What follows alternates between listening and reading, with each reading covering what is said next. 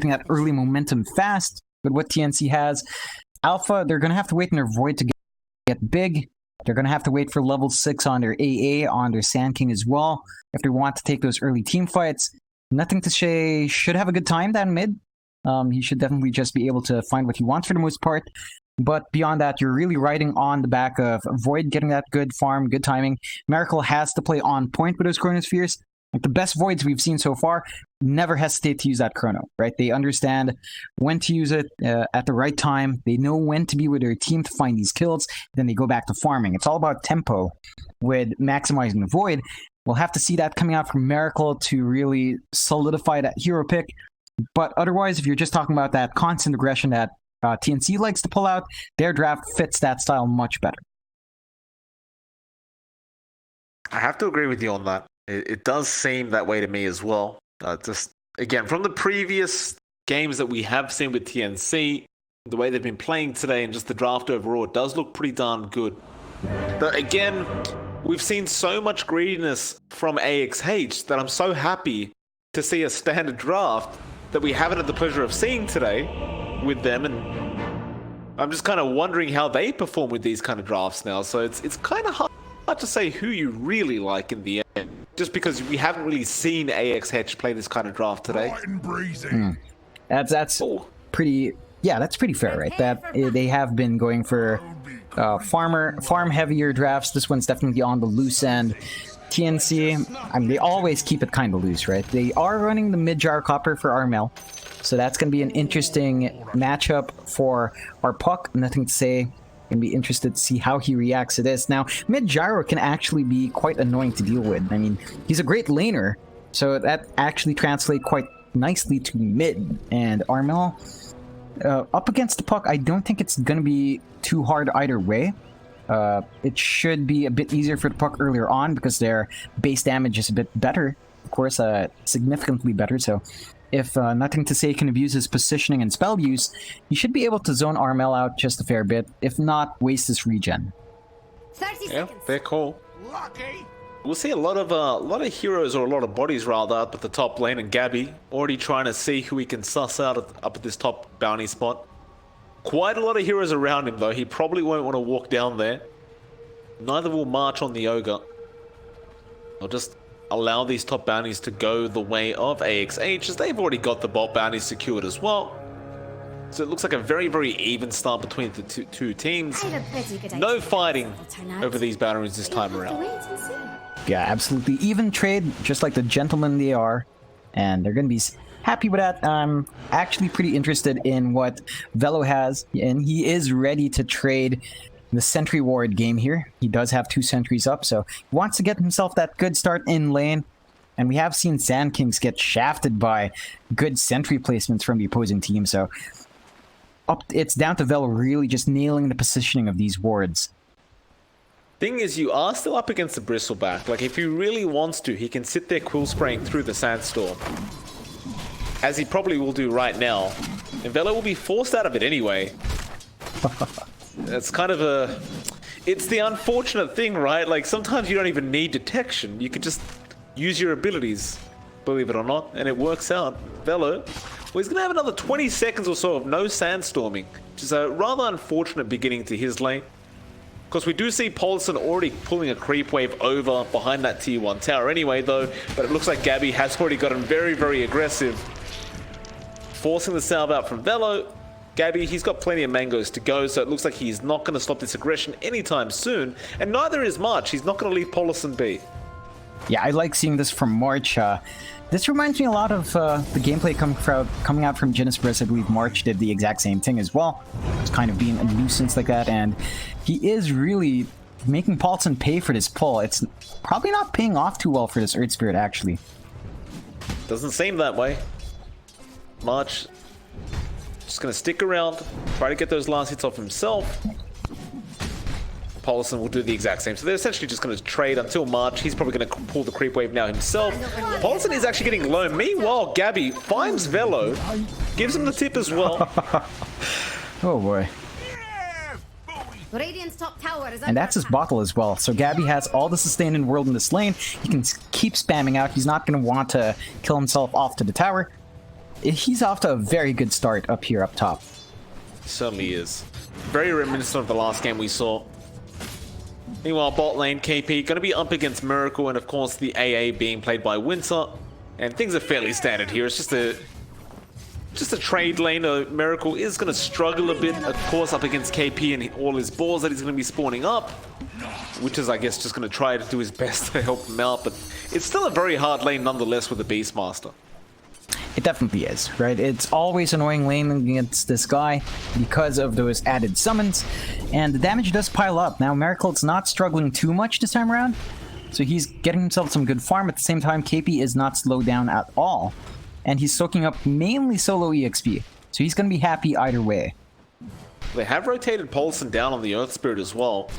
Tims could be in trouble if they do choose to roll in. They have the cold feet available on Winter, and he does go for it, but no, Tims, he was expecting that and just waited it out. Nice dodge from him. Paulson now gonna cop some right clicks on the backside. Tims will happily just walk away alive. Yeah, definitely up top as well. Velo is trying to get a pull. Huh? Nothing to say?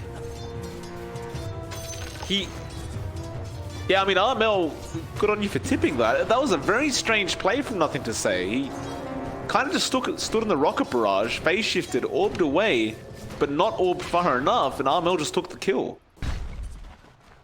Ooh, that's really unfortunate. I mean, it's already a rough lane for Nothing to Say. For the most part, he's not really winning out over Armel as much, and that does give Armel a slight EXP edge. So we're past the point where Gyrocopter is kind of weak in lane. This is when he's strong now. Level 5, his spells are up, and he can do a lot more. The Puck has kind of lost that early advantage. And Velo is just in trouble, yeah. I mean, they traded sentries. Gabby gives him a kiss. Oh, no.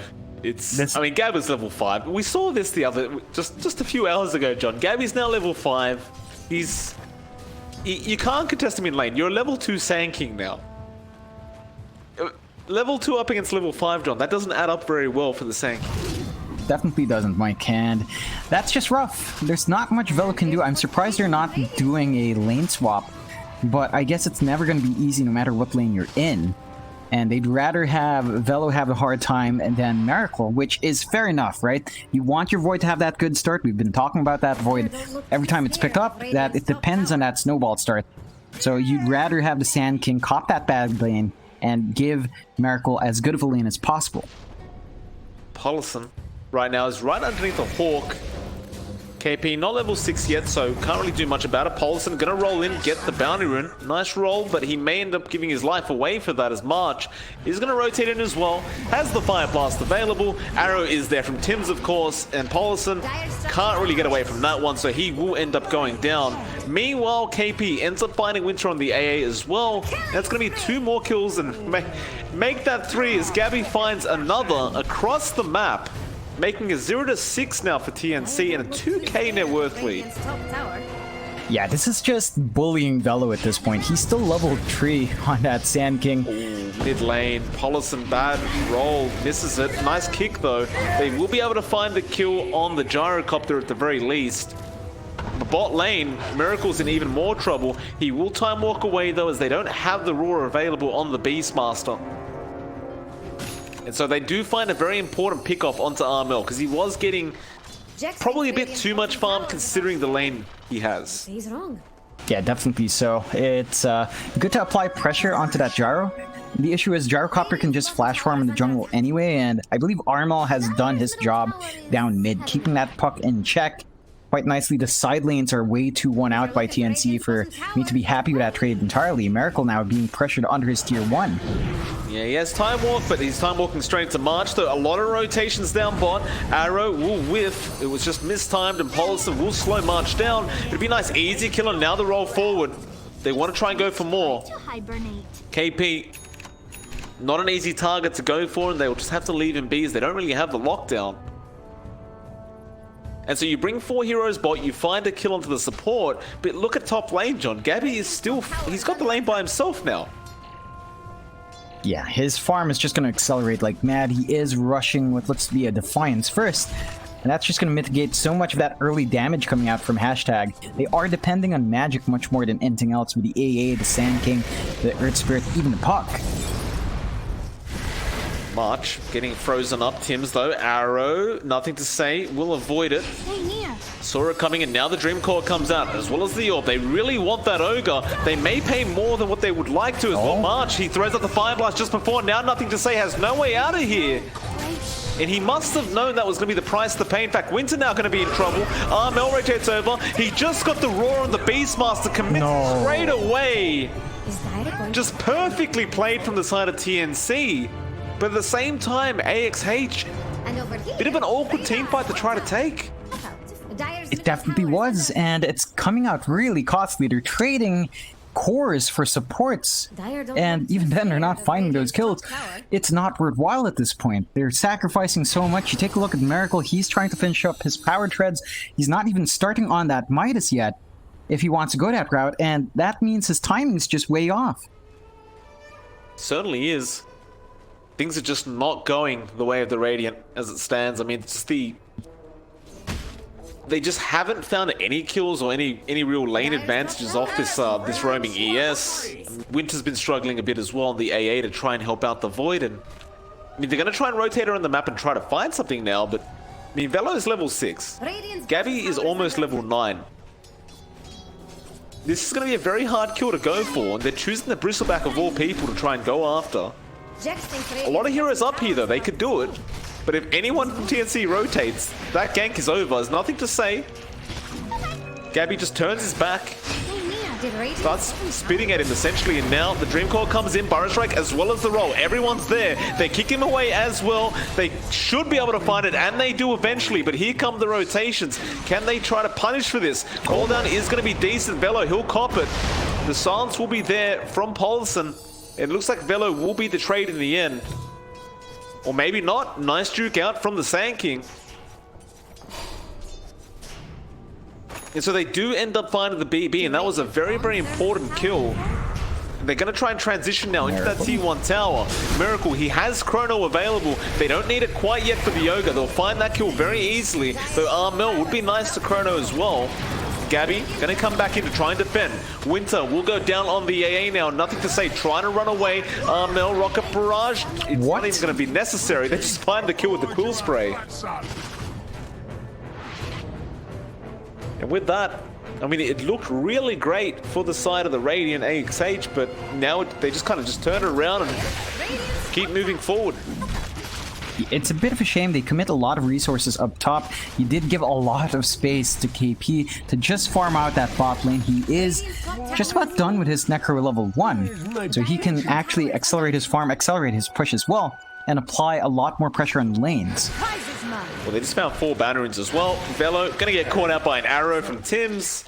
Oh man. Gabby will pick up that kill once again. Gabby now 6-1, 0 assists. But that doesn't really matter. He's just so darn farmed. I mean, he's 2k ahead of his own Gyrocop. He's 2k ahead of anybody else. Yeah, it's a really good start for the Bristleback. Down. It won't slow down. He's got a good amount of stacks. He's basically unkillable at this point in the game with his Hood of Defiance, because again, all that early damage is magic. And he's just going to be unstoppable. We see this a lot with the Bristlebacks. 10-minute Vanguard or 10-minute Hood of Defiance, depending on the game. And then suddenly, they just farm up.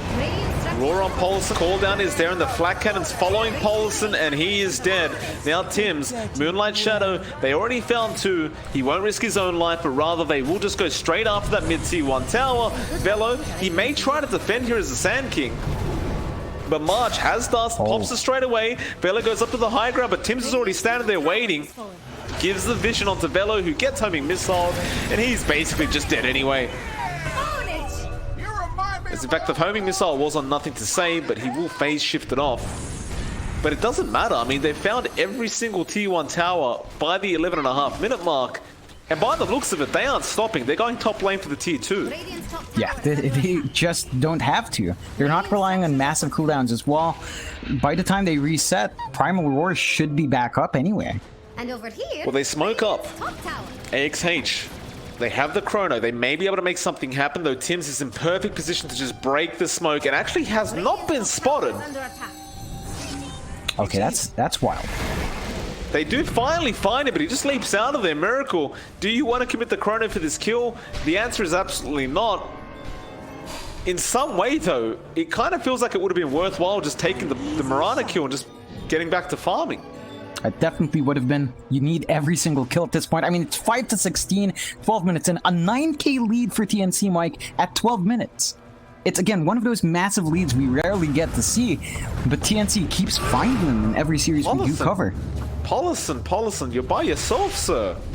Oh, Gets man. brought up, the creeps will just take care of it, and KP walks away.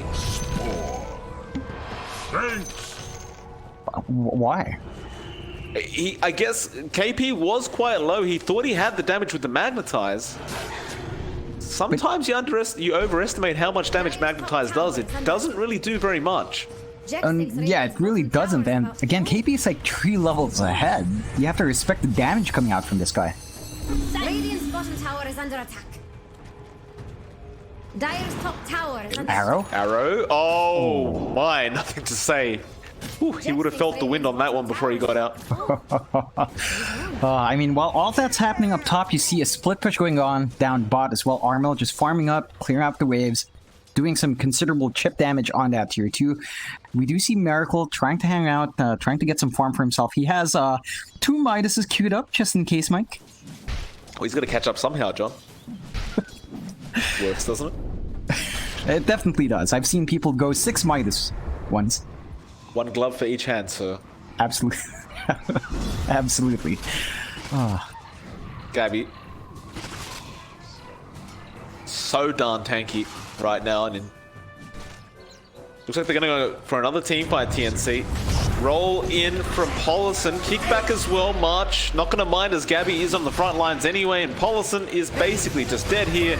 Looks like they might go for even more. Oh, Chrono. Going to be nice for Miracle and the Ice Blast as well. But where's the damage follow-up? They found March. They're going after Armel, but there's the roar from KP setting up on the Void. Now nothing to say. He's just a sitting duck. He's gone as well. And look at Velo. He's just dancing in his own sandstorm right now. They don't have detection. And they'll just leave him be. They don't even care about the Sand King anymore, John. I mean, it's basically a free kill. And they just walk away. They'll go for the Roshan instead. Yeah, this is really clinical coming out from TNC. Their aggression, their positioning, their confidence is something else right now. I mean, that was a pretty big chrono, and the follow-up was good from Hashtag. It just wasn't enough. They kill a support for their efforts. That's it. And a sub 15-minute age just comes out for TNC. 15-minute Bannerins about to spawn. They have control over every single spot right now, so that'll be 4 Bannerins to the side of TNC, and they're already in position to try and set up for another kill attempt. Or rather, just go for a tier 2 tower. And see, this is one of the good things about TNC's draft, once again, just pointing it out. Low cooldowns on the ultimates, low downtime between fights. They can just keep going. Again, Roar's going to be up in about 15 seconds. Call down is just used for farming now at this point by Armel. And Moonlight Shadow is probably the longest cooldown you have here. Even then, it's just cherry on top. You don't really mind that it's on cooldown. You're not relying on it. Not like Hashtag is relying on that Chronosphere and the Dream Coil every single time. I'm curious though, what do you think the Lotus Orb's for? For Gabby? Just for the Dispel, or? I mean, it doesn't really send back anything. It's probably the Dispel and the value. Like the armor, the stats it gives, the Bristleback are really, really good. Every single stat is actually something he likes. So it's a very good value item for Bristle. It's pretty cheap to build up as well. I think that was really it. Just a good momentum item to have at this point. Fair call.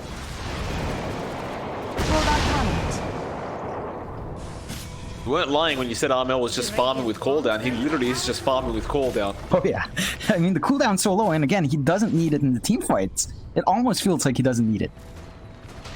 Radiant's bottom tower is under Well, they'll start pushing in through the mid lane now, TNC. And the bot lane as well. I mean, why not? Armel will take the mid. The bot gets taken by Gabby. They're going to try and gank Gabby. Dream Coil is there. Roll misses, though. They can kick him out of that Dream Coil, but it's about to wear off, and now the Lotus Orb comes in handy. The Burrow Strike. Gabby just unaffected by all this. Paulson TP's out of there. Velo is just dead once again in the Sandstorm. And Nothing to Say is running the complete opposite way to his base. He's going to clear out the creep wave, and he's going to TP back home. But this is slowly but surely looking like a lost cause, John. 18k net worth lead for TNC. Dota Plus has already given up. 100% chance that the dive win. Oh, that's a rare one. We rarely see the 100%. Hopefully Dota Plus doesn't get proven wrong here, and that would be pretty embarrassing for our AI overlords. Certainly would be, especially considering we pay for this, John. Nothing to say. Trying to juke and jive and essentially take their attention away from the mid-racks, but Armel and Gabby are set for it. Burrow Strike there from Velo. He's going to try and sandstorm his way to victory, but it's not going to work out as they do have Dust and Velo trying to run away. Ice Blast on Gabby, but he doesn't mind too much, but Armel might as he does lose his Aegis. Roar on Paulson, but no follow-up. Armel, Dream called up. Chrono is available. Roll in, does not connect Paulson, he is dead. Now Miracle, do you Chrono? No, apparently you do not. That was a pretty good Chrono opportunity though. Whether or not you could follow up is a different question. You didn't have Ice Blast. Well, that's just the real problem here, isn't it? It's just like there's no follow-up damage.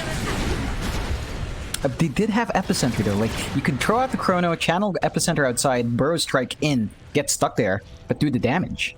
It's a level 1 Epicenter though. That's I fair. mean, I see your point. I actually don't know if it would have been enough. I don't reckon it would, but at this point you've got to try, right? You've just given out your mid-racks basically for free. You take the Aegis out, that's all well. But, again, TNC, they just need 20 more seconds to take a fight again. They're just waiting on Roar. Mid lane, Bello, he's had a rough day. Just run arrow. Oh no, Velo. Just on point. Poor Velo. Will end up going down. Tim's will be the one to pick that up, and rightfully so. That was a perfect arrow from him. And with that, I mean, where do they go now? Just go up top, I guess. Like, AXH are doing a great job of split pushing and just making sure these waves don't come near their base. But that can only last so long as TNC just getting stronger and stronger at 21k net worth. Or, alternatively, they could just go tier 4s, which Gabby almost looks like he's thinking about, but instead he'll go through mid and go up to that top tier 3 instead. Yeah, the towers are exposed just because those creeps did touch the high ground for a bit. So they're going to be able to at least take out this tier 3. Possibly the racks, they are going quite fast. Well, I mean, how do you kill Gabby? That's the thing. He's just... He's got a solar. He's got the solar crest as well. Moonlight Shadows there.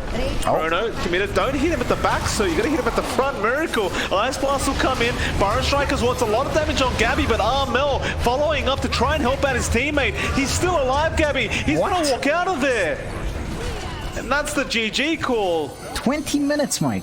20 minutes, 6 to 27, 25k lead for TNC.